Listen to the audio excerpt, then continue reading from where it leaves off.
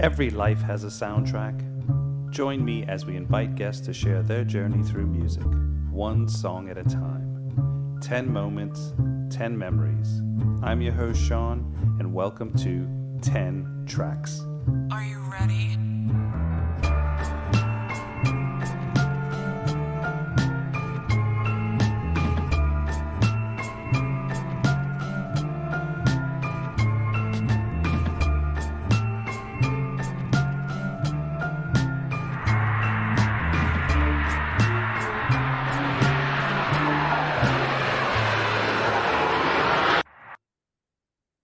Welcome to 10 Tracks. My guest today is Andrew Davie, author, English and creative writing teacher, caregiver, and brain injury survivor.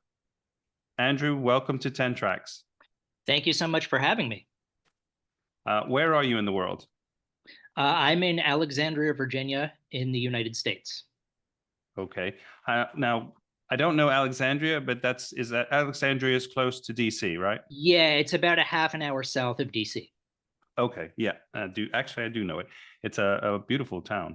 Yeah. No, I've lived here for the last 11 years. It's very nice. Okay, well, a lot to kind of talk and learn about you, but music and I guess being an English and creative writing teacher, this is something that you've had in your background. I think you've taught at different levels, if I understand. Yes, I had wanted to be an author for most of my young adulthood. I originally envisioned being a screenwriter, and then sometime around 2010, I went back to grad school for creative writing, and while I was there, I was able to teach some undergraduate classes, and I figured that teaching would be a wonderful profession other than just hopping from sort of job to job like I had been doing before. And then I was able to teach in Asia for a few years. And then I came back to the US. And along the way, it's been everything from middle school, high school to university level, with a lot of different populations. So how has music fit into life, with, your different careers and jobs and activities? So how is this kind of? Well, music has always been a pretty steady through line for me. And I will usually listen to music while I'm going to wherever I'm headed. So typically on the way to work or the way home from work, I would listen to music. It has become the soundtrack of my life in terms of having specific memories that remind me of certain songs or vice versa.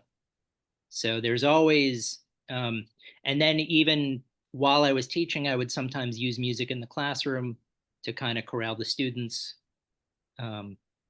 So really in every instance, music has played a pretty vital role. Well, let's get started with your first track. This is Olivia Newton-John, and the song is from 1981 called Physical. Mm-hmm.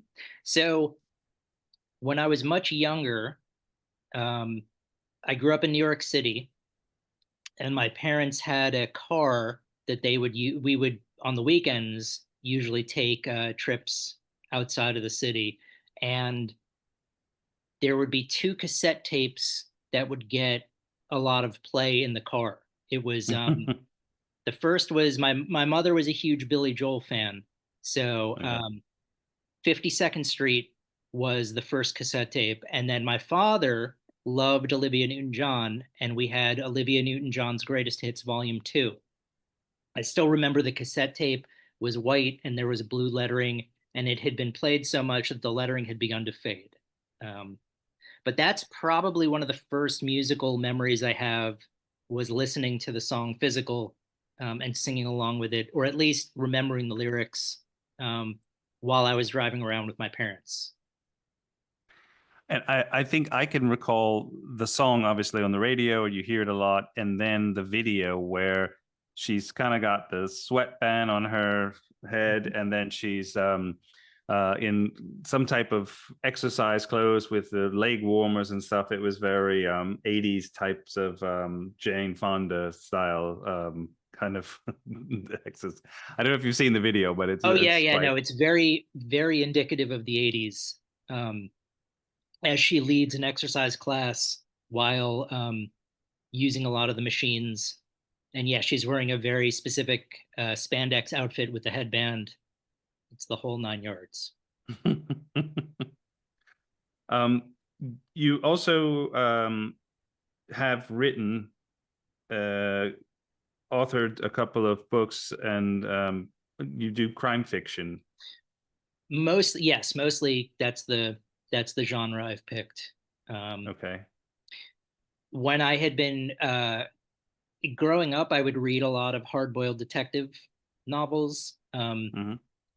and I think I had, when I went to graduate school, I became a short story writer because it was just easier to participate in workshops by giving someone a short story to read instead of a section of a book. And then sometime around, I think 2016, maybe, I read a book called You Were Never Really Here by a writer named Jonathan Ames. They made a movie version of it with Joaquin Phoenix. And I remember it was a very short novella, crime fiction, but he was mostly a comedic author, and I sort of was inspired to take a shot at crime fiction based on that. Um, Mm-hmm. and then subsequently, I've written some memoir type books, and continue to be fortunate enough to write various combinations of crime fiction and other thriller type books. In your crime fiction, is there one central character that you have kind of created that you like lives on in other books or other stories that you've done? Yeah, well, so my first book was called Pavement, and I really enjoyed. There's a very wonderful series of books about a character named Nero Wolfe, who is Okay. sort of like, he's kind of like Sherlock Holmes. He's a very brilliant mind. And now in his books, I think it takes place in the 1920s or 1930s in New York City, and he lives in a brownstone apartment and he never leaves. So he has an associate who does sort of all the legwork for him and brings him the clues, and then he will call everyone together and who will meet at his apartment with the police, and he'll identify the culprit. And I thought that's such a wonderful dynamic, having a detective who never leaves an establishment and has an associate that does all the legwork. So Mm-hmm. I created a duo where McGill works out of a diner, and the whole book he's basically just eating pancakes and bacon and drinking coffee, and he is kind of the face of the operation. And one of my colleagues that I taught middle school with, his last name was Gropper, and I thought that was such a great name for a character, so I named the associate Gropper, who goes out and does all of the um, so I think I've written maybe 5 books in that series. And then there have been a few others that will include the same character, although I don't know if it would be a series necessarily. Um, and sometimes there will be crossovers, but for the Mm-hmm. most part, they tend to be unique works. And they're set more in the present, or are there certain time period? Yeah, well, I've written a few things that take place in the 70s. Mostly it's the present time, or the sort of the early 2000s. That's kind of what I'm familiar with. Gotcha. We get to track 2. This is a little bit heavier than Olivia Newton. This is Guns N' Roses from 1987 with Welcome to the Jungle. Yeah, so um, it was interesting when I was trying to think of the 10 songs, which ones had to fall by the wayside. Um, and I recall that I think the first two cassette tapes, or the first three cassette tapes that I owned, were the Ghostbusters soundtrack, and then King of Rock and Raising Hell by Run DMC. Hmm. Uh, but really, the first one that I sort of bought on my own, um, I think when I was in third grade, I was 9 years old. So I bought Appetite for Destruction. And I have a very vivid memory. That was the first year that I began to take public transportation to school. Hmm. And in New York City at the time, uh, we all had bus passes. So what you would do is you'd board the bus and you'd show the bus pass, and then you would get on. And in the morning, frequently it would be overloaded with people. So sometimes we would sneak in through the back door, um, which was fine because we had bus passes. It wasn't like we were cheating the system. But this one particular day, I recall going in through the back door, and as soon as the doors closed, the bus started to move forward, and I hit play on my Walkman and timed the opening riff of Welcome to the Jungle so that it was like it was out of a film where I was making a daring escape. And I remember thinking to myself at the age of 9, this is probably one of the coolest things that I've ever done, um, which may say a lot about me, but timing the opening strain that well was something that still, almost 40 years later, I'm still captivated by it. I think it also was a good choice in song title for your adventure being in New York City, in I guess Manhattan, on the bus, and as it's sometimes called, concrete jungle. This is kind of, it fits Yeah, kind of perfectly. it was very fitting, certainly. So clearly I'm a little bit older than you, but I actually saw around this time, would have been Guns N' Roses. They were opening for another band in the States during this album must have just come out, or it was coming out, and then they were touring with another band. The band was called The Cult, Oh and they yeah, were opening. Ian Astbury. Yeah, they were the opening band, and so we saw them at a fairly medium to large size venue. And I just remember everyone was there to see The Cult, but then when they saw Guns N' Roses, they were just like, "What the hell is this?" And blown away. And then literally, I think it was maybe a week or so, they just blew up. And Mm-hmm. they were, it was like you would just hear them everywhere. I think they were on radio stations and stuff like that, everywhere. And they just, well, what they are today, I guess, or still maybe their memory. But it was just phenomenal how they kind of just went from zero to like extreme. And when we saw them, no one really knew who they were. We weren't familiar with them until after. And then every place you go, you would hear that album played and stuff. So pretty clever. Go on, please. No, go ahead. Oh no, I was just going to say that it's sort of difficult to think about it now because it's so many years later. But in the '80s, they were possibly the biggest band around at the time. Yeah. Certainly, they were on the radio every day. They had multiple hits. I think their first four albums sold incredibly well.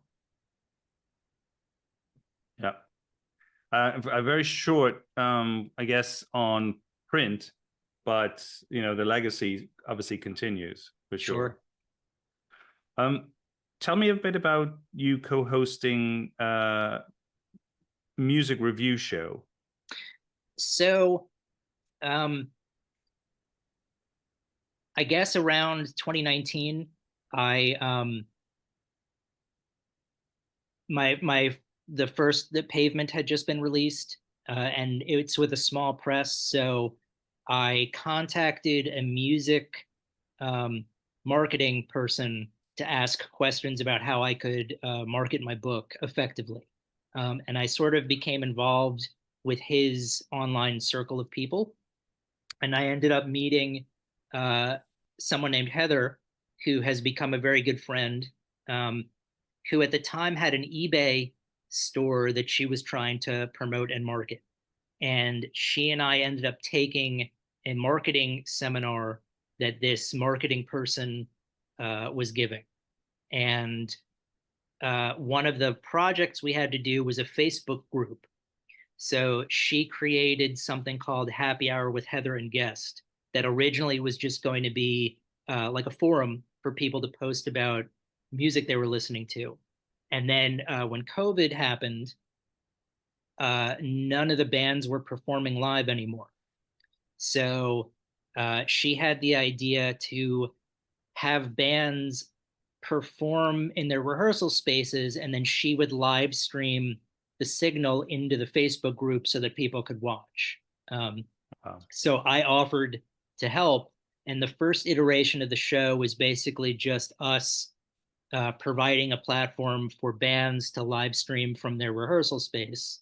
And then in time, when bands began to play live again, we sort of pivoted and it became more of just a music commentary where we would talk about the underground music scene of today.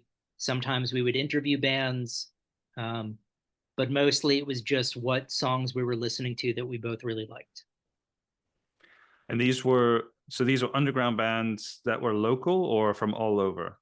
From all over. Mostly it was heavy metal that we would listen to. But we would people would submit music for us to talk about, so we would eventually develop somewhat of a following in certain regional places. But we would also have we interviewed a band from Germany named Slow Green Thing. So that was always really interesting to know that our reach was much farther than we had anticipated. Yeah. Well, let's get to track 3. This is Led Zeppelin, Whole Lotta Love. So yeah, I'm a little older at this point. I think I'm in junior high school, maybe. And this was, I think every person goes through a classic rock phase. So Yeah. that was my classic rock phase. I remember hearing Led Zeppelin 2 and really gravitating toward it. I just remember that became the soundtrack of that summer.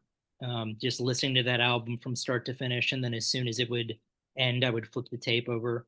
And I think Whole Lotta Love was sort of the symbol of that album that really kind of represented this newfound music that I was no longer listening to like top 10 on the radio, but now I was in the classic rock genre.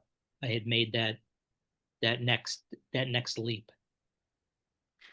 I think for me, I was about 14, 15, and it was Led Zeppelin was one of the biggest. I think I gravitated to 4, Led Zeppelin 4. Sure. And then you had Jimi Hendrix, The Doors, and then, there's an ensemble of different artists that I kind of got into and, pretty deeply, and kind of to, learn about that back, because most of my, contemporary stuff at my age then in the 80s was either indie or some pop and R&B or whatever, and then even rap, because the early 80s the rap really kind of took off too.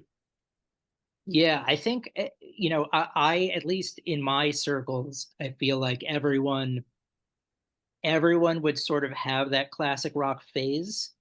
For some people it lasted much longer. Other people, they were just there for maybe a few months. And like you said, it would be bands like The Doors, it would be Jimi Hendrix, it'd be Led Zeppelin.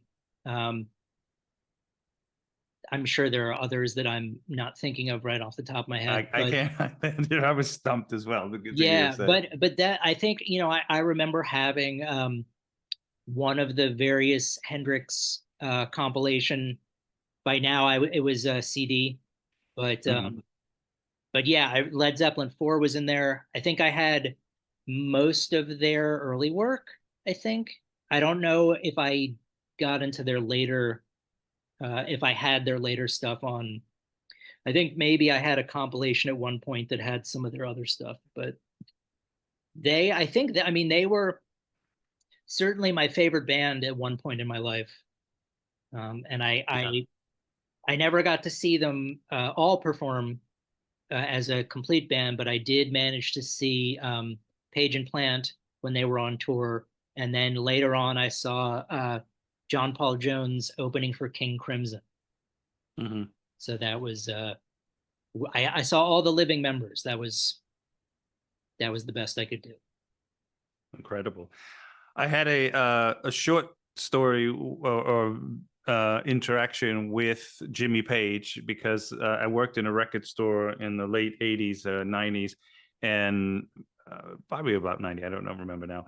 But he came into late at night and I think it was open till 10 at night or something, this record store. And he came in there. He looked a little maybe stoned or whatever. I don't know. I'm not judging. With another guy who must have been local and a woman, and they were hanging out. And this is in New Orleans. That's where I grew up. And they were looking for a band. I don't know if you ever heard of this band or remember it, called Autograph. Yeah, I remember Autograph. And this was all CDs by this time, so there was no more vinyl. And I guess this record store used to also have like bongs and stuff like that. It was very much a heavy rock and that sort of thing. And they had this, I guess they stopped doing that. It was only music and jewelry or whatever. So I think they were looking to see if there were paraphernalia or whatever, and there was none of that. But then they were looking for this band Autograph, and there was no CD of that. But I mean, I think they had one hit back in the early 80s or something. Yeah, I want to say it was something with radio. I don't remember the. By the way, I went to Tulane for undergrad. Okay. So when you said you grew up in New Orleans, that was the first thing I thought of. Yeah, so we sadly told him we didn't have it. My fellow work colleague was there who actually played guitar and played like guitar for bands, and he was like in gaga. He was just like, Sure. This, like, oh my God. It's a moment where he just couldn't believe it and everything. And to be honest, I didn't recognize him at first. He's the one that spotted him and said, "That's Jimmy Page." And but I think he lived or had spent a lot of time down in New Orleans. I don't remember how long, but people had said they'd see him sometimes here and there and stuff like that. And he was, sadly he didn't buy anything because they didn't have the CD he wanted, though, sadly. Let's go to track 4. Okay. This is in the same kind of area. This is Nirvana. Smells Like Teen Spirit from 1991. Yeah, so I think this is probably a common situation for people, but I think so. Nevermind came out in 91, and I was probably about 12 or 13. And I think this was when I first heard Smells Like Teen Spirit, I thought, okay, they've written this song specifically for me. Like, I'm sure that everyone sort of thinks like, okay, this is for my generation. This is representative of what. So that was the first time that I think with classic rock, with Led Zeppelin, everyone was sort of, you didn't have to be the same age necessarily. You could still be a fan of the genre. For this, it was like, okay, this is for me and my group. Yeah. And I just remember that being a grunge kind of hit, and I gravitated toward it. And I just remember this is a complete game changer. Yeah. I think for me, being a bit older, it was harder for me to kind of get into a lot of those bands at first. I think when they were all out, it took over, really popular. Where I liked Nirvana, and now I actually have a bigger affection for them than when they first came out. I kind of was not that impressed and just pushed them away, even though, looking back now, I can see, the sound and what they wrote. But I had the Pixies connection. So for me, that was. I was just about to bring up, because the Pixies never quite, like, they should have been much bigger than they were. And I think really I remember hearing Kurt Cobain say when he wrote Smells Like Teen Spirit, he was basically trying to write a Pixies song. Yeah. So the influence is definitely there. And I can understand, I remember, a lot of people sort of complained at how when grunge did arrive and a lot of these bands did come on the scene, that they just completely took over, and all the music that existed up to that point was sort of pushed off to the back burner. Yeah. So for me, it was the right time to kind of find something that I could identify with. But if you weren't, at that point, then I can see it being sort of frustrating. Well, I think, for me, the Pixies were this blend of punk and melodic kind of indie music, and they were able to mix the two, but still have that punk attitude and edge, Sure. which I can then see how that influenced somebody like Nirvana. And like I said, looking now, I really can see how important and how powerful their songs are. Whereas when they first came out, I guess I just categorized them with the rest of the band because they were probably, I think it was Pearl Jam in them, and then there was maybe one or two more, and then the whole Seattle scene blew up, and it was like, okay, we need bands that sound like them. And so the record companies just wanted to have the same sound because that was already these, which were probably more important bands that were original. And then everything had to have, plaid shirt and grunge guitar, etc. And that's it. It was unfortunate that the marketing of it sort of became the most the record company kind of saw like, how can we package this to make it sell more? Yeah. But I mean, I think the other thing though is that there were other, like, Melvins, I think, who are another seminal band, were able to get a little bit better well known from that. So yeah. And then you had Dinosaur Jr., Husker Du, which then I think went to Sugar. I forget which, he had another yeah, well, I offshoot. think Bob Mould Mole went out, that was his. But yeah, you had um yeah, like Dinosaur Jr. should have been bigger than they were. There are a lot of bands like the Pixies, Dinosaur Jr., the Replacements, that probably Yeah. should have been bigger than they were. But again, in hindsight, you sort of, I think what's nice too is you find a band like Nirvana, and that leads you to bands like the Pixies. Yeah. It's the same, I guess, if you, depending on where you get on the train, the bands that are kind of your contemporary. So again, I think you're absolutely right. In 91, you probably Nirvana was right for you. Yeah, they and I mean, around the same, you had Nirvana probably broke through to become the most mainstream representative of that movement. And then you had bands like Pearl Jam, Alice in Chains, and Soundgarden. Yeah. And it's interesting because I think of them the same way that I think of like the big four heavy metal bands of Metallica, Anthrax, Slayer, and Megadeth.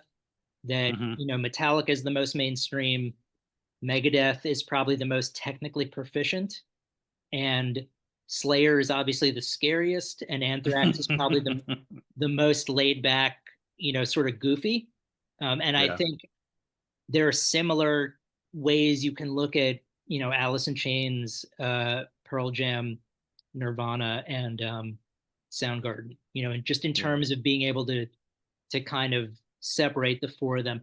But if you're coming at it from a position where, it's not necessarily your thing, then they're all going to sound the same, really.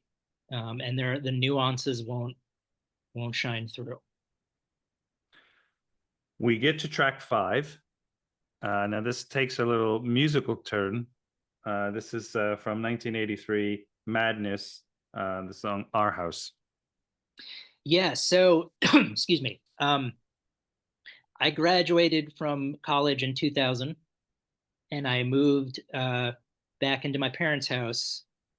And that summer, I have a younger brother who was home for the summer, and Napster had just been invented. Mm-hmm. So he could find any song in the world that had ever been written. And I had a good friend that would come by every day over the summer, and we would play Nintendo and hang out and listen to music. And I remember recently, before I knew I would be talking to you, I said to my brother, what would be a song that we would listen to in the summer of 2000 that sort of represented that time? And he said, how about one of the songs at the top of the list was Our House by Madness. So, Yeah. It's so a great that, song. yeah, it is. But you're right. It is. It definitely takes a bit of a left turn um, in terms of where it is on the list. Um, in your life, you shared with me 2018, uh, you had a ruptured brain aneurysm. Mhm. And obviously having surgery and surviving this, you've gone on to also consult around this. Mhm. Can you tell us more about that? Yeah. Well, the one of the songs that I have later on will also represent. But yeah, in 2018, I was actually about to take a flight to go visit my parents, and my aneurysm happened when I was on the jetway, about to board the plane. So fortunately for me, it happened before I got on the plane, and I collapsed on the jetway, and first responders could get to me. Um, and yeah, then that. So the last 7 years have been a very interesting and surreal time, um, Mm-hmm. where I've sort of had to recognize that a lot of who I used to be was still available to me, but a lot of it was going to be different. Um, and it took a few years to feel comfortable kind of moving forward in a new direction.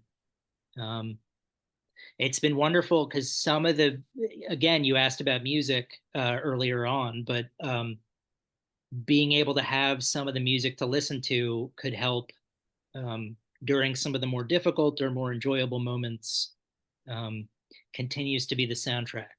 So that's sort of um, the broad strokes. I'm fortunate that my physical limitations are very minor. My balance still isn't 100%. And if I move my head from side to side, I have to wait for my vision to settle. It's the Mm-hmm. same experience as when you step off a moving merry-go-round, but I don't get nauseated. So Right. by this point, I've just sort of accepted, okay, if you're going to turn 90 degrees, you have to stop for a second and wait for everything to catch up. Um, and in terms of the emotional elements to it, there's still some disconnects in terms of how I process emotion, but I've been able to feel much more comfortable with it. Mm-hmm. Um, and there have been some silver linings as well. Like I've been able to undo a lot of the conditioning that I'd had in terms of what I expected my life to be like or what I thought fulfillment might include. Um, and now I have a much different outlook on everything. So it's been an interesting ride, to say the least. And in terms of some of the limitations that you've had afterwards, how long was that adjustment period for you to sort of take that in what you can do, and how you have to make sure you're aware of, like you said, if you turn your head and you might have this dizziness, etc. So the physical recovery tapered off probably after the first year.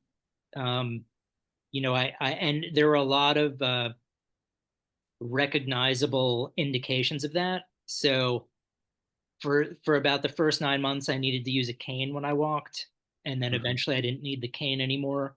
I had double vision that went away. Um, the emotional recovery didn't have any real parameters to measure success. So a lot of that was just kind of taking it day by day. That took about 3 years before I felt really kind of comfortable moving forward. Um, of course, just as just as I began to kind of make heads or tails of everything, that's when the COVID pandemic hit. So fortunately, I moved back in with my parents for about a year, and I could focus exclusively on just being more comfortable with uh, one of the phrases that I heard was the new normal. Mm-hmm. So um, after about 3 years, I began to feel really confident again. I went back to school and became a clinical mental health counselor because I thought I would try to help other people navigate through brain injury recovery. And how has that worked out with you doing that? It's been wonderful. I'm still working with anyone. I haven't specialized with the brain injury community. So as of right now, I'm working with people about more universal concerns like anxiety management and frustration management, communication. But it's great. I'm really enjoying what I'm doing. Um, I have a much different perspective of the work now. Um, when I was teaching, and even before then, I would always look at work like it was something that had to be done. You need to Mm-hmm. do this in order to survive. Um, and now it's more like, well, but this could be enjoyable, and there's the chance to do something really valuable. So it's been an interesting transition. I have another guest who recently just interviewed, and her work is in a lot in healing, but she does that with plants and plant. She also has been creating music with plants. It's really interesting. I was, not something I had was familiar with, but there's a lot of healing elements to the plants and the sounds they make, and there's a ways that are attached to different plants and the sounds. But she's now finding a lot more to work on health and recovery for different types of anxieties and other areas. So it's an interesting how there may be tools there that the universe and how to consult and to support this. So it's Sure. interesting. We get to track 6. This is a band called Sleep. And this is I think you mentioned 62-minute long track called Dopesmoker. Yeah. So I had been introduced to the band Sleep, who is probably now my favorite band. I've been fortunate enough to see them once, but I had been teaching in Macau at the time, so I think this is 2012, and I had been familiar with Sleep. Their previous album was called Holy Mountain, and I think it was released in 1992. And I started reading about them on Wikipedia, and I learned that they had put together an album that was one song that was 62 minutes, and they'd been signed to a major label called London Records, which is, Mm, I think, where the Rolling Stones had been. Um, yeah. and they'd been given sort of carte blanche. You made a great album before. So I think they handed in the one track album, and the label didn't know what to do with it. Um, and the band ended up, I think they broke up soon after that, and sort of went their separate ways. Matt Pike, the guitarist, formed a band called High on Fire, and then Al Cisneros, the bass player, and Chris Hakias, the drummer, formed a band called Ohm that were just bass and drums. Um, Mm-hmm. and then at some point in the mid 2000s, I think they reunited to play a one-off show, but by then the album and song Dopesmoker had sort of become this mythical seminal work in the stoner doom metal community. And I just remember thinking to myself, wow, this is like finding the Holy Grail. I should. And I remember I listened to it and I thought, okay, this is really interesting, but I don't get it. I'm not connecting with this. And then I remember the next year I was teaching in Hong Kong, and I think I fell asleep in an easy chair while listening to the song. And it was probably like the 10th time I'd listened to it. And I remember waking up and hearing a specific measure and thinking, oh, I get it now. Like I finally, and then after that, the song became really accessible, and now I can listen to it whenever but it took some time for it to kind of break through. And then when I moved to Virginia, I think in 2014 or 15, my brother and I did a bicycle trip where we did a long distance bicycle trip. And I remember during my training for it, I would ride my bike for about an hour.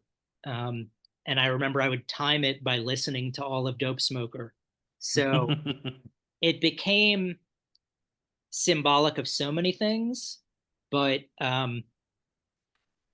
it took it, I think part of the reason I liked it so much is because it did take me a while to really come around to loving it for what it was. And it is a great, I mean, it's really fascinating the whole story behind it and how it came about and how they had to record it in a really interesting way because the reel to reel would only hold so many minutes. So yeah, that was, and I think that also marked my transition into becoming a doom metal fan, like really kind of specializing in that particular genre. It's definitely the longest pick track so far. I think we had a 45-minute song, but this is definitely the longest, and it's the second time it's been selected on the show. So it's really interesting because I wasn't familiar, and I remember listening to it the first time, and I had it on. I had the whole like playlist of that person, and this song came on, and I was doing something else but listening because it was mostly, it's quite instrumental, most of it. And then I'm just thinking, okay, then I thought I must have repeated, or I thought maybe it was looped and not going to the next song, because I was like, this is still playing. And then I looked and I saw it was like this much that it had gone in, which was like 12 minutes, 15 minutes, and it still had a lot going. And then I realized how long it was. But yeah, I think you're right. It is something it's not accessible straight away. I think it's something you have to get into. And I can imagine a record company just thinking, what the hell is this? What are you, this is a joke or something. Yeah. I mean, it's definitely not commercial whatsoever. If you're a fan of the band or of the music, then it's because I remember hearing a music critic once saying sometimes the riff is so good you want to hear it over and over again for 62 minutes. And that's sort of one end of the spectrum. The other end is I don't understand what's happening. What's great, so I had a podcast called it was called A Fistful of Faceful that I started when I was in Hong Kong. One of my colleagues that I shared an office with was a very meek British gentleman. So the goal of the show would be to try to convince him to listen to heavy metal music. We get to track 7. This is Phil Collins, Against All Odds. And it was the soundtrack to the movie Against All Odds from 1981, but became pretty international hit for Phil Collins in its own right. Yeah, so this is Dopesmoker. I'd heard for the first time when I was in Macau in 2012. One of the pastimes in Asia is to do karaoke. And what I discovered in Macau, which had started, which originally was a Portuguese colony. So all of the signs and everything is in Portuguese. A lot of the food is, but they speak Cantonese there. And almost every song that you could do on the karaoke machine was in Cantonese, except I found Against All Odds by Phil Collins. So every time I went out to do karaoke, that would be my go-to song. So that's how that kind of became part of the soundtrack of my life, because I ended up singing it every time I would go out with friends. That song would find its way into the rotation. So you do this still today? You sing it? I could. I don't think it would be a good idea because it's been 13 years since I've last tried. But and I haven't had the occasion to go to karaoke anytime recently, so it's been a very long time. I feel like if I was thrust in the spotlight, I might go back to Phil Collins, because I think it's a good choice.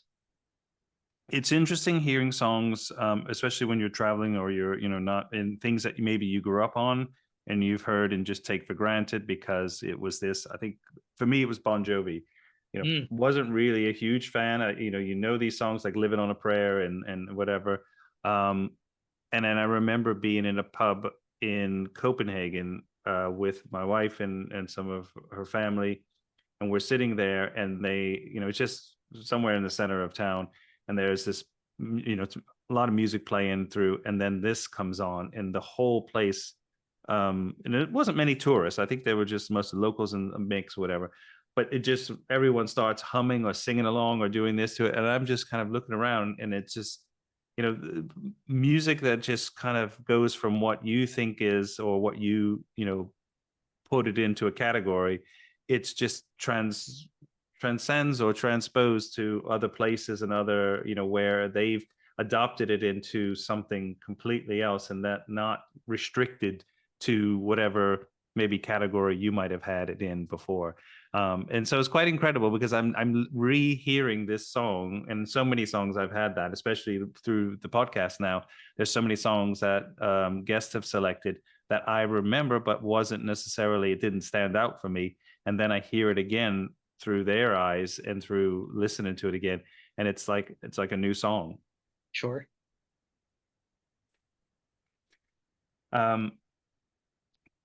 We get to track 8. This is Lo-Pan. The song's called Kurtz. Now, would you put those into like doom metal? Yeah, I would say doom or stoner metal.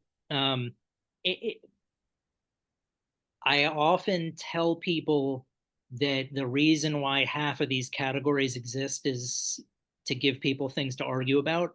It's all just music, and if you want to say it's heavier music, that's fine. Lo-Pan. So the night before my aneurysm, I went to a concert where I saw Lo-Pan and a band called ASG. They were doing a double bill or something. And I bought a Lo-Pan t-shirt. I was really excited. I had first heard them in 2013 when I was in Hong Kong. And they're a really great band. I think I don't know how big they are at this point, but the vocalist has a really incredible voice. A lot of times with bands this heavy, it won't be, it'll be more growled vocals that don't sound it, but he has a voice that's more operatic. And because I had gone to the show the night before my aneurysm, they sort of became symbolic of my recovery. Mm-hmm. And then later on, I think he's in remission now, but the drummer had a cancer diagnosis. And I remember I contributed money to a GoFundMe for him. And the singer emailed me to thank me. And I was able to tell him that I was at the concert the night before and that they had become sort of symbolic of my recovery. So it was really wonderful to be able to share that. Wow. What's cool about this song is it's called Kurtz. And the song and the lyrics are all about Colonel Kurtz from the film Apocalypse Now. So, and that was one of my favorite movies. So that really had, it sort of brought everything full circle. Yeah. Having that connection with this song, is this something that when you look back at that time of your life, when before the brain aneurysm, was this already kind of like music or the sort of genre that you were big into, or is this something that you were just starting to get into or you came deeper into it after you were in recovery? And I think that's probably what it was. I was always a fan of metal.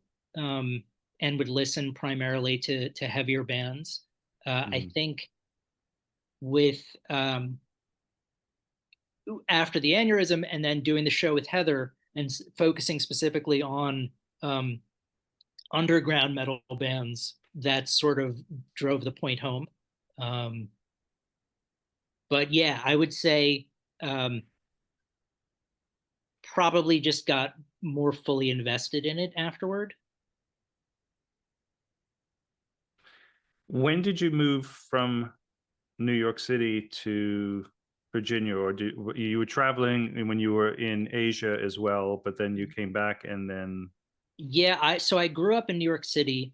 Um, went to Tulane from '96 to 2000, and then Okay. moved back to New York from 2000 to 2012. And then I went to Macau and Hong Kong for 2012 and 13, and then I moved to Virginia in 2014. Okay. So um, it's been there have been large sections in New York, two large sections in New York, and then it's kind of been spread out in between. Yeah. We get to track 9. This is a band called Ambrosia, How Much I Feel. And I remember this song, and when I heard it, I remembered it, but it was something, I think it was from 1978. And so I must have been able to hear it on the radio because I think it was quite a significant hint for them. But just knowing that I've heard it throughout growing up, or it's quite it's a great song. Yeah, this again, this was probably out of left field along with physical. So I lived with unfortunately, my mother was diagnosed with ALS a few years ago. And I moved back in with my parents to help become one of her caregivers. And previously, so I've never owned a car, and I had a license while I was growing up. But when I went to Asia, my license expired, and I never got a new one. So various times throughout my life, I'm never driving, but I'm frequently just riding as a passenger. So when I would accompany my mother anywhere, we would listen to a radio station called The Bridge, and it was a lot of like Fleetwood Mac. They played a lot of Fleetwood Mac, that sort of music. And one time, this song by Ambrosia came on the radio, and we had just pulled into the driveway at home, and I told my mother that when you sing the chorus of this song, you can't just, you actually have to belt it out. So I did that for her, and it made her laugh a lot. And then that sort of became symbolic of, spending time with her over the last year and a half, taking care of her, thinking about if I needed to make her laugh at any point, I could just bust out "That's How Much I Feel," and really, really go for gusto, because you can't simply say the lyrics; you have to sing them. Yeah, that's a great story. And now you obviously don't have a driver's license now, right? And this is not something you will take on. I don't think. I mean, where I live, um, there's a really wonderful train system, so I can take the train. And then with ride shares, I'm sorry, they're testing the fire alarm in my apartment. Um, so yeah, with ride share, there's no problems. Mm-hmm. Yeah. And if I recall, being in Alexandria, it's quite, if depending on where you are, but it's quite accessible on foot and walking or cycling, I think, around there. But I remember being there and walking around.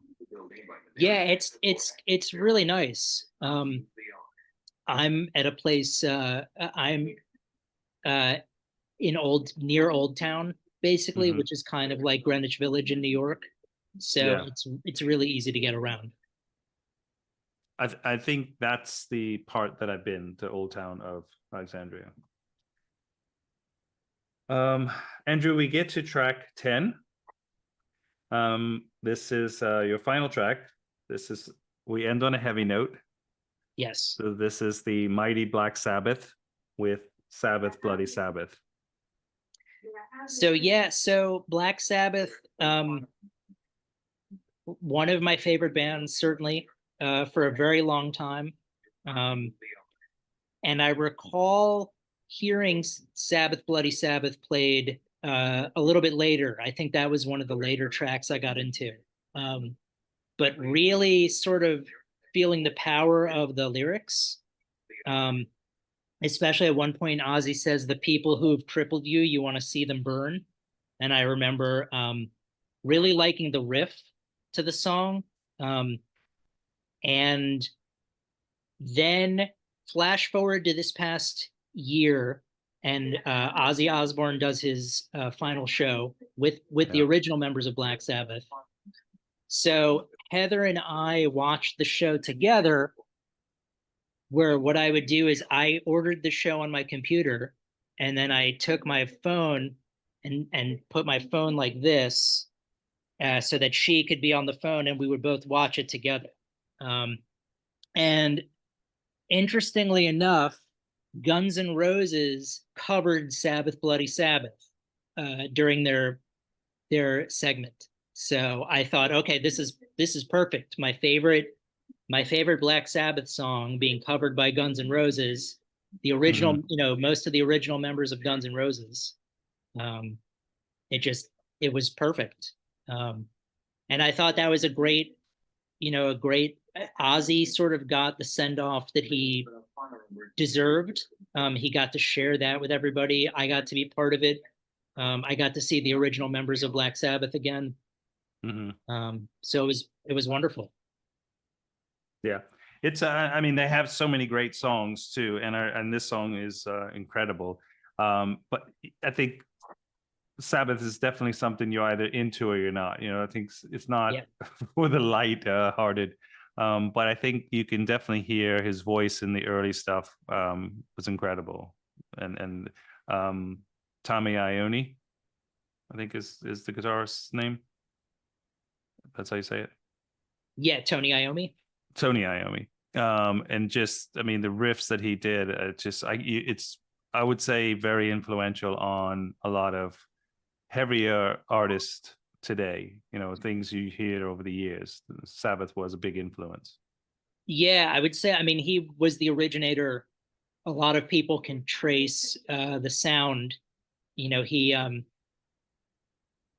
was in a sheet metal accident where he lost the tips of his fingers. So he wears prosthetic fingertips, and I think he tuned down his guitar so that the tension would be less on his fingers. So he ended up creating the sound of the distorted lower sound of heavy metal sort of accidentally for practical purposes. So it's again, it's an interesting, they all had interesting lives. I'm sort of glad that they were able to have the final send off they did. And yeah, I wanted to go with I mean, I needed a Black Sabbath song, certainly, and I wanted to go with one that was sort of lesser well known. So Sabbath, Bloody Sabbath seemed like it would be the best one. Andrew, what's next for you? What are you going to continue to write? Are you, I know in terms of teaching and working with students with learning differences, is this something that you're going to continue to do? Well, I haven't really taught since 2018, so I'm probably not going to revisit that. I will continue to write because I'm fortunate that I can, and I have a lot of ideas. And I'll continue to counsel, so that'll sort of be how I spend my time. And yeah, listen to, find new music and listen to music, and that's probably what's on my schedule for now. Yeah. And where is your go-to for when you get new music? Are you listening to some of the streaming services? Is that how you find? A lot of YouTube, and then the YouTube algorithm. That'll do. Sometimes my friend Heather will recommend bands. But yeah, usually YouTube will be where I find stuff. And Heather's a fellow heavy rock. Yes. Yeah, she's we have very similar music tastes. Yeah. Well, I'd like to thank you for being my guest. It's an honor to have you on the show, and I really appreciate you sharing your 10 tracks with us, and getting to hear, especially some of these that I've never, like Lo-Pan, I'm not familiar with, and to revisit Ambrosia. But also, like I said, have the second with Sleep, and having them on there again. That was pretty incredible to see them again. And share with everybody, I'd like to say, be kind, be humble, be love, and I wish you the best. And thank you again for being my guest. Thank you so much for having me. I really appreciate it. And I am.